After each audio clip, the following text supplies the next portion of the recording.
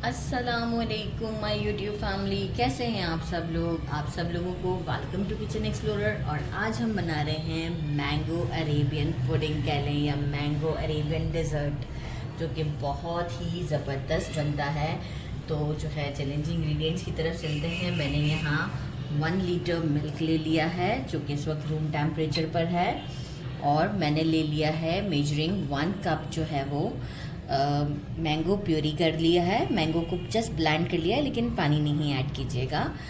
थोड़ा सा मैंने व्हिप क्रीम लिया है, आप चाहें तो रेगुलर क्रीम भी यूज़ कर सकते हैं। ये तो सिर्फ हमें ऊपर से थोड़ा सा गार्निश करना कह सकते हैं या एक लेयर देनी। तो आप रेगुलर क्रीम को भी, क्योंकि मैं इसे कंडेंस मिल्क के साथ थोड़ा सा मिक्स करूँगी, तो मैंने व्हिप क्रीम ले ली। मुझे अच्छा लग रहा था कि ज़रा एक लेयर आएगी तो वो एक पीस अच्छा सा उठ के आएगा। तो इट्स टोटली ऑप्शनल, वरना वैसे भी पीस बहुत अच्छे से उठ कर आएंगे, वो आपको आइडिया हो जाएगा उस चीज़ से। मैंने ले लिया है मेजरिंग 1/2 कप से थोड़ा ज़्यादा जो है वो कंडेंस मिल्क लिया है।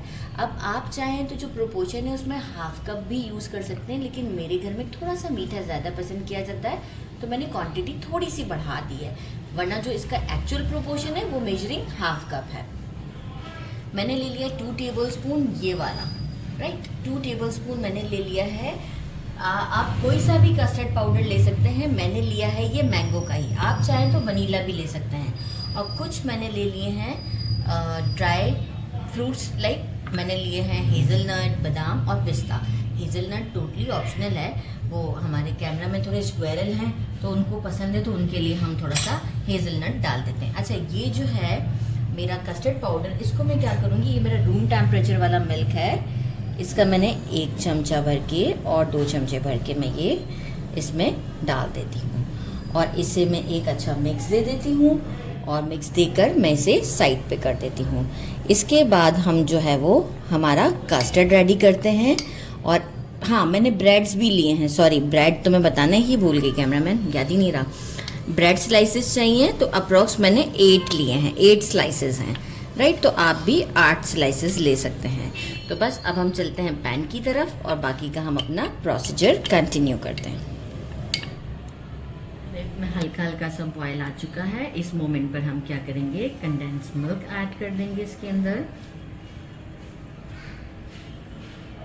और स्टर करेंगे। और फिर हम लेकर आते हैं अपना कस्टर्ड, इसे भी एक बार स्टर कर लीजिएगा क्योंकि वो बेस पर बैठ जाता है। और अब हम अपना कस्टर्ड लेकर आते हैं और कस्टर्ड हम इसमें डालते हैं। अच्छा, कस्टर्ड डालते वक्त ये है कि आपने कंटिन्यूस जो है वो स्टर करते रहना है और थोड़ा स्लो स्लो करके डालना है। अच्छा, फ्लेम को भी आप चाहें तो इस मोमेंट पर मीडियम से स्लो कर दीजिएगा ताकि लम्स ना बने। और जिस तरीके से मैं थोड़ा थोड़ा करते हुए डाल रही हूँ और कंटिन्यूस हम स्टर करते रहेंगे, ये अच्छा 2-4 मिनट में ये एक अच्छा क्रीमी फॉर्म पर आ जाएगा।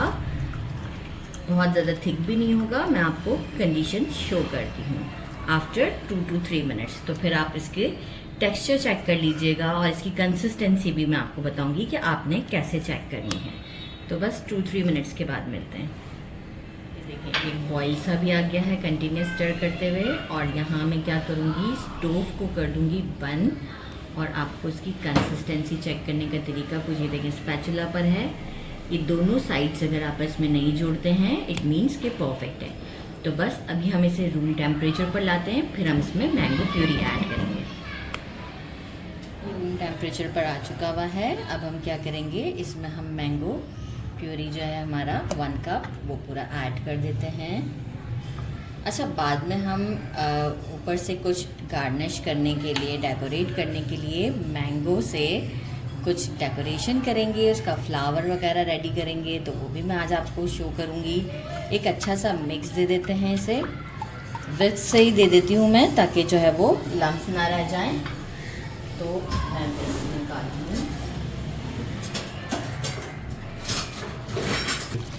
मैंने इसमें विस्क चला दिया है। अच्छा, विस्क चलाने के बाद कंसिस्टेंसी और मुझे लगा कि थोड़ी सी थिक हो गई, इसका मतलब है कि हम बिल्कुल परफेक्ट कंसिस्टेंसी पे काम कर रहे थे। अच्छा, अब हम क्या करेंगे, अब ये बिल्कुल हमारा अच्छा सा जो है वो एक लिक्विड सा एक देख सकते रेडी है। अब हम क्या करेंगे कि मैंने एक स्क्वायर वाला ही आप लीजिएगा या रेक्टेंगुलर लीजिएगा, बोल ले लिया है और मैंने ब्रेड जो बताए थे इसके मैंने कॉर्नर्स कट कर लिए हैं। अच्छा, अब बोल के साइज़ के हिसाब से हमें जो है वो इसको एडजस्ट करना है। तो मैं क्या करूँगी, सबसे पहले ये रखा। अब देखें ये साइड्स थोड़े से अब पूरे स्लाइस के नहीं थे, तो मैंने क्या किया, इसी से ही इसके मेजर करते हुए मैंने इस तरह से ब्रेड को खुद से ही कटिंग कर लिया था ताकि मुझे प्रॉब्लम ना हो। ये देख सकते हैं आप, ये मैंने पहले से कटिंग कर ली थी। तो क्या एक मैंने पूरा बेस बिठा दिया। अब मैं क्या करूँगी, ये जो मेरा मैंने पूरा रेडी किया हुआ है कस्टर्ड, ये अच्छे तरीके से मैं इसमें डाल दूँगी। इस तरह से करते हुए मैं आपको एक लेयर बता देती हूँ। अच्छा सा डालिएगा, बहुत शोर शराबा है क्योंकि ईद का टाइम है। सेकेंड लेयर हम बिठाएंगे। इस तरह से करते हुए टोटल हम 3 लेयर्स बिठाएंगे। जैसे ही तीनों लेयर्स मैं रेडी कर लेती हूँ तो मैं आपको शो करती हूँ। अब मैंने ये तीनों लेयर्स कंप्लीट कर ली हैं और अब मैं क्या करूँगी, इसे फ्रिज में सेटल कर लूँगी फॉर 1 आवर के लिए। फिर आफ्टर 1 आवर हम इसके ऊपर क्रीम और कंडेंस मिल्क की एक लेयर देंगे और इसे मैंगो से डेकोरेट करेंगे। तो आफ्टर 1 आवर मिलता है। 1 आवर इसकी कंडीशन कुछ यूँ है, मैंने अपनी क्रीम को अगेन डीप फ्रीज़र में रख दिया था। साथ में मैं इसमें थोड़ा सा कंडेंस मिल्क डाल देती हूँ। जितना आपको पसंद हो उतना आप डालें, बस मैं बहुत ज़्यादा नहीं डाल रही। थोड़ा सा कंडेंस मिल्क डाल देते हैं इसके अंदर और इसे घुमा लेते हैं अच्छे तरीके से। बिल्कुल एक बहुत मिक्स नहीं देना है, जस्ट ऐसे ही कि थोड़ा बहुत नज़र भी आता रहे कंडेंस मिल्क। ये देखें कैसा थोड़ा सा एक क्या कहते हैं, हमारा जो टॉफ़ी टाइप का कलर होता है, इस तरीके से ये बस देखें रफली सा। अब मैं क्या करूँगी कि इससे हाथ को उठाएंगे स्पैचुला से, स्पैचुला की मदद से इस पर, आपके पास अगर वाला क्रीम है तो आप ऐसे पोर भी कर सकते हैं। मैं लेयरिंग दे दूँगी, अच्छे से लेयर बना देती हूँ। तो मुझे ये है कि एक लुक जब ये डीप फ्रीज़र में अच्छे से जम जाएगा, पूरा जमाना नहीं है, लाइक अच्छे से आप फ्रिज में भी रख सकते हैं फॉर 3 to 4 आवर्स। और इसके बाद जो है हम इसे जब मैंगो से डेकोरेट करेंगे और जब इसका भी पीस निकालेंगे ना, तो एक ऐसा लगेगा जैसे केक स्लाइस है। तो दिखने में भी बहुत अच्छा लगता है और खाने में भी बहुत अच्छा लगता है। तो वही चीज़ ज़्यादा अच्छी जो दिखने में भी अच्छी लगे। तो अब हम इसके ऊपर वर्किंग कर रहे हैं कि इसकी अपीयरेंस बहुत अच्छी लगेगी। तो मैं ये पूरी एक कंप्लीट लेयर आपको शो कर देती हूँ लगा के, आप भी देख सकते हैं कितना स्मूथली लग रही है। क्रीम लगा दिया है। अब हम इसे डीप फ्रीज़र में रख देते हैं ताकि जल्दी ठंडा हो जाए। तो डीप फ्रीज़र में 1 घंटे में हो जाएगा और अगर आप नीचे फ्रिज में रखते हैं तो 2 घंटे में। तो अब हम इसे 1 घंटे के बाद ही डेकोरेट कर देते हैं। अच्छा जी, अभी हम जब तक वो हमारा ठंडा हो रहा है, तो मैंने कहा था मैंगो का फ्लावर बनाना बताऊंगी। मैंने एक मैंगो ले लिया है, इसे पील कर लिया है। अब हम क्या करेंगे, इस तरीके से एक स्लाइस की फॉर्म में निकालते हैं। बाकी के हम चंक्स बनाएंगे, कटिंग बोर्ड पर लाएंगे और हम क्या करेंगे, नाइफ़ की मदद से पतली पतली लेयर्स कट करेंगे। ये आप देख रहे हैं, इतना पतला पतला। जितना आप अच्छा बारीक नाइफ से कट करेंगे ना, कैमरामैन अगर आप जूम करते हैं तो बहुत ही अच्छा रह जाएगा ताकि वो दिख जाएगा बहुत प्रॉपरली।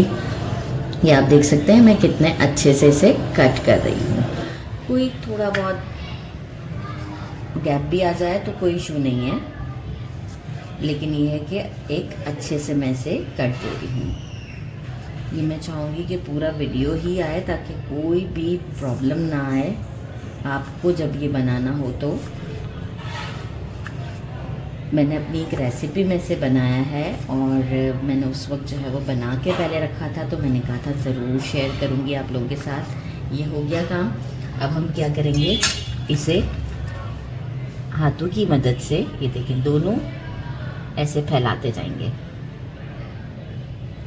ये इस तरीके से करते हुए, बहुत इजी है, आप देख रहे हैं, कोई डिफ़िकल्ट काम ही नहीं है। जितना आप इसे खोलते जाएंगे ना, उतना अच्छा आपका फ्लावर बनता जाएगा।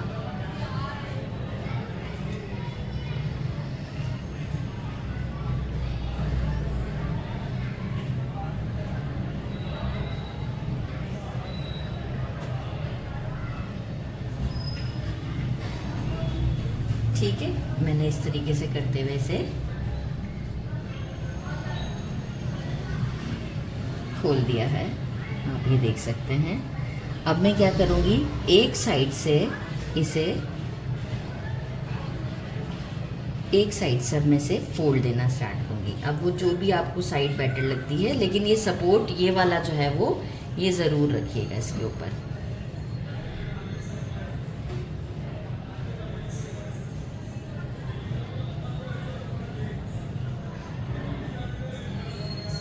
ये देखें, एक अच्छी सी लुक बन जाएगी। इसके बाद हम इसे थोड़ा सा सेटल कर लेंगे। ये आप देख सकते हैं, इसे आप बिठाना चाहें तो बिठा दें। और ये आप देखें कितना ज़बरदस्त सा हमारा फ्लावर रेडी हो गया हुआ है। इसकी लुक आप चेक करें। और अब हम क्या करेंगे, इसे उठाना बड़ा आसान है। तो मैं अभी जो हमने ठंडा करने के लिए रखा हुआ है, तो हम इसे हमारे ये वाले साइड से उठाएंगे जहाँ से ये बैंड नहीं है। तो हम इसे उठा भी लेंगे। अभी फ़िलहाल थोड़ा सा मुझे प्रॉब्लम हो रहा है, मैं इसे क्योंकि कैमरा में भी दिखाना है, और ये मैं इसे उस वक्त भी एडजस्ट कर दूंगी इसके ऊपर। ये इजीली उठ जाता है, मैं इसे आसानी से उठा के इसके ऊपर रख सकती हूँ, तो कोई प्रॉब्लम की बात नहीं है। ये हमारा रेडी है। तो बस अब बाकी के हम चंक्स कट करते हैं और इसे हम उसके ऊपर रखते हैं। मैंने फ्लावर को इसके ऊपर रख दिया, और जो है वो मैंने जो है ये चंक्स काट लिए थे बाकी के, और ड्राई फ्रूट्स रख दिए हैं। अब हम क्या करते हैं, इसे कट करते हैं। अच्छा, थोड़ा सा लिक्विडी सा ही होता है ये, अच्छे से कट करें नीचे तक के। अच्छा, जितना ये अच्छे से जमा हुआ होगा ना, उतना ज़्यादा आपको जो है ना टेस्ट भी आएगा, और इसका जो है वो ये निकलेगा भी बहुत अच्छे तरीके से। अभी मैंने बहुत ज़्यादा टाइम तो दिया ही नहीं है इसे, तो मैं इसे निकालते वक्त थोड़ा सा मुझे भी डर लग रहा है।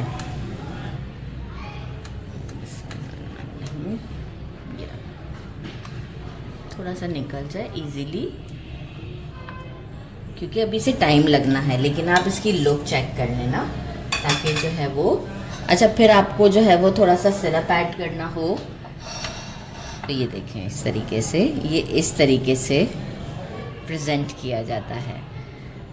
तो अब आप इसकी लुक चेक करें, ये जो देख सकते हैं आप। और मैं आपको, क्योंकि जितना देर ये सोख रहेगा ना, उतना ही ये अपने आप को ज़बरदस्त सा कर देगा। तो ये आप चेक कर सकते हैं, टेस्ट करते हैं। बिस्मिल्लाहिर्रहमानिर्रहीम। बहुत टेस्टी है, लेकिन ऑनेस्टली इस वक्त ये कहूँगी कि इसे अभी टाइम चाहिए, और अप्रॉक्स मुझे लगता है कि इसे 2 आवर्स हमें बिल्कुल चिल और करना चाहिए। तो ये सारा जो हमारा ब्रेड है ना, वो बिल्कुल केक की फॉर्म पे आ जाएगा। तो मैं इसे अभी रख देती हूँ दोबारा से डीप फ्रीज़र में। लेकिन आप ये लुक चेक कर सकते हैं, और फिर हम इसे ट्राई करेंगे और हम खाएंगे। तो आप ज़रूर मेरे चैनल को लाइक और सब्सक्राइब करना नहीं भूलिएगा। अपना ख्याल रखिएगा। अल्लाह हाफिज़।